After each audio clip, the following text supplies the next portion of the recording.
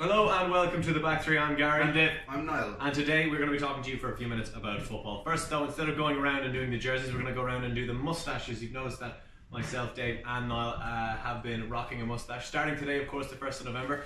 Movember, and it's for a fantastic cause, men's health, suicide prevention and loads more things to do with well-being and around men's health. So, take us through this thing. Thanks very much. All days in class now. I like it. I like it. I think. Well, like if I started growing my mustache now, you wouldn't see it till next November. So I had to do something to make it stand out a bit. Yeah. So I've got the wings going on. Which wings, yeah.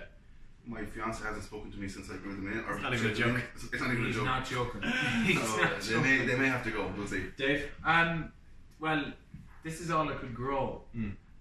This is about 6 weeks. Yeah. And I still feel like I haven't fully hit puberty. But with the retro jersey as well, you look like a man from the early noughties. Like I was trying 90s even. today with David Seaman. But then when I look at Garry, he would actually pull it off better. Yeah, I look like David Seaman, but mine, I don't know, I've been growing mine for a couple of weeks as well, and we're going to rock the tash for a full month and make sure that the beard is clean shaven. We're going to put a link in the bio there so you can donate to us if you have some spare change, a couple of cents, couple of euro, whatever. We're looking to hit our goal and raise awareness. It's for a good cause. It's for a great cause. And if you're saying it's not difficult, this man's fiance hasn't actually spoken today. So, come on.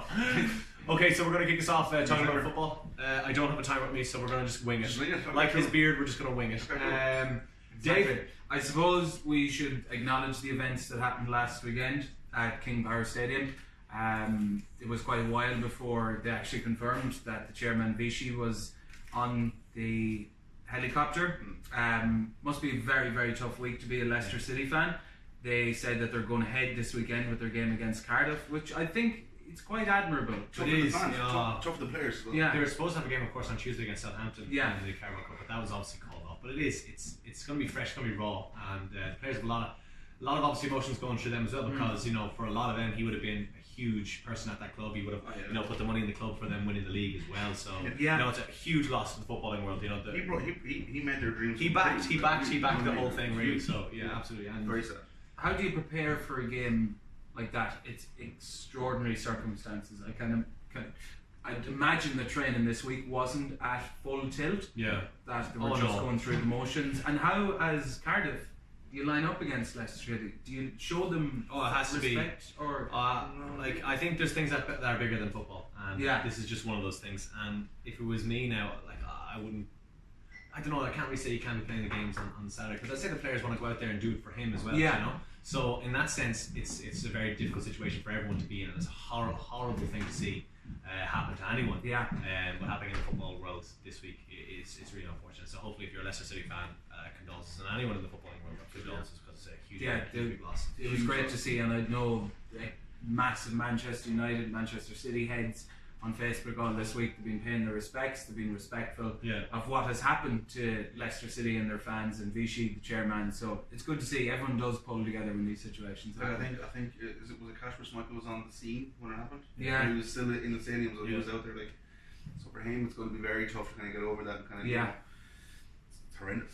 Just one of those things. So it was a massive week in football again this week, because the Copa Libertadores, for the first time in its history, is going to be seeing one of the, if not the biggest derby rivalry in the world. The two Argentinian sides, Boca Juniors and River Plate, are facing each other for the first time in the Copa Libertadores final, which is insane, because it's basically like the Champions League for a South American club. It is as big as that. It's like Manchester United and Liverpool facing off in the Champions League. It's as big as that, maybe even bigger, because of the rivalry these two clubs have. So I don't know what's going to happen. Well, the first stadium that's going to be hosting the first game one, is the Boca Juniors. Okay. So I have compiled a list of derby games in the world famous derby games. No, I don't think I know. Only that he made it known when he called it back. So I have a list of world famous derby games, and I'm going to name out these derby games, and there's one dud in there. So one of these games is not a derby, right? So I'm going to name it out for the two. There's 1, 2, 3, 4, 5, 6, right? And one of them is not a real derby. Okay. Fenerbahce Galatasaray, Lazio Roma, Borussia Dortmund Schalke, Ajax FC Groningen, Aston Villa versus Birmingham, Celtic versus Rangers. So we find the dud. There's a dud in there. I have absolutely no idea. You've got the dud. I'll even let you. You can see if you want, because I actually don't have the right answer there. Okay, so this definitely is. Celtic Rangers definitely is. Villa Birmingham definitely is. So you're giving Dave answers here, do you know? No, I know, but By I them thought not we were being. together. Oh no, you guys don't want to. There's a reason I'm in the middle. Just run through the rest of the I'm gonna say Lazio Roma. Okay, Dave. I'm going to go with. I'm going to throw a stab in the dark here and go. Dortmund and Schalke. Ooh, It's one of them. I know. It's Dave. I can tell you that you are wrong, which means that Kinger is wrong as well. Roma and Lazio both in Rome. Stadio Olimpico. Yeah, the real one is Ajax and FC Groningen. Or Groningen. Or Yeah, but you just put that in there purposely because the FC Groningen. Yeah. Well, I thought that must be a ridiculous one. I was like, yeah, I thought you know. Well, to be honest, I thought you know Lazio. Reverse psychology, though. To be fair, I would have probably. To be fair. I didn't know that Borussia Dortmund and Schalke was. So you were probably closer. So I'm the better of the two wrongs, is what you're trying to say. Is what it is. Anyway, yeah. So there you go. Copa Libertadores final.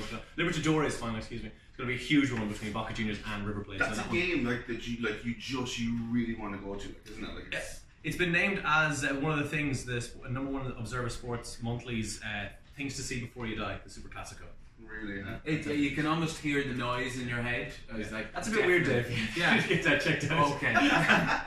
What are you doing today, Kinger? Well, speaking of Boca Juniors, they've got a really weird stadium. Right. It's called La Bombonera. La Bombonera. So it's 3 like massive stands, and then one side is just like a straight up wall. There's like, so I printed off pictures of a few like really strange looking stadiums. Okay. So this is La Bombonera. Here it is for YouTube. It's just like someone cut. It's like a wall ball. It's really strange. Like you can see the kind of a wall ball there. Yeah, it's mad. So the simple one is there is home of Boca Juniors, and I think it's got a huge capacity, but like I don't know how they're meant to. Like it's like they're missing half the stadium. Yeah, mad. It's weird. You can get the old planning permission from the other side. Gareth Brooks wanted to play. I haven't practiced these pronunciations. Stade Louis II or Stade Louis. It's Monaco, isn't it? Monaco. Yeah. So this is AS Monaco's home stadium. Yeah. Right? Built on top of a shopping centre. Mad.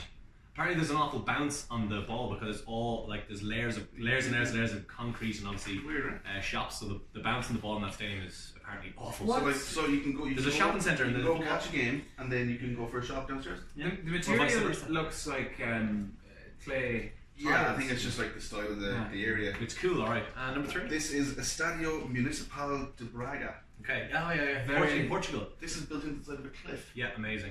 So the ends of the stadium have a massive cliff wall. Brilliant. So there's just 2 stands either side of the pitch. Stunning. It's very strange. I think that's very nice. That's a cool one, right? Yeah. Absolutely. Fancy. 3 lovely stadiums there. 3 lovely stadiums there. That is it from us today. Okay. We had no timer, but Kinger's going to give us the whistle. Anyway, thank you for tuning in again this week. Once again, we'd like to mention that we do have mustaches, if you haven't noticed. So our Movember is Movember iRadio. You can go and check us out. And if you feel like it, you can donate as well. Thank you so much for tuning in. We'll see you again next week with the mustaches.